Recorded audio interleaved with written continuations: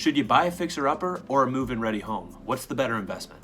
Folks, it all depends on the expected value of the home after the fixing up is done. If you bought a house for, say, $175,000 and that house needed $50,000 worth of work, and then after the fact the house would be worth $225,000, well, in that case, you'd only be breaking even while enduring a lot of work, time, and stress in the process. Yes, you then would have $50,000 worth of sweat equity in the house that you wouldn't have had before, but if you bought a move-in ready house instead for $225,000, then you could have sunk in that $50,000 into other investments that could have paid you more of a return.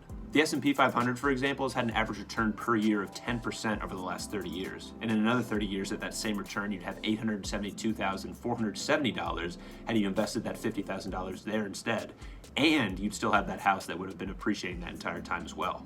Now, of course, there are exceptions to this that are bigger than the numbers. For example, if this is your dream home and you see yourself being there for a while, there is something to be said about creating your dream space. And sometimes from a quality of life standpoint, that's more valuable to people. But if I were talking to a buyer about choosing between a fixer-upper and a move-in ready home, the main thing that I'd be pointing out is that the after renovation value has to be worthwhile for the time, labor, and money put in to get it there. Let's say you could add another bedroom and bathroom to that house. Or maybe add a garage or finish the basement out and turn that $175,000 house into a $275,000 house with the same $50,000 put in. That's when it starts getting interesting, because at that point you could do a cash out refi at some point, pull that $50,000 that you put in out of the house and put it in that same S&P 500 account, or buy a rental property.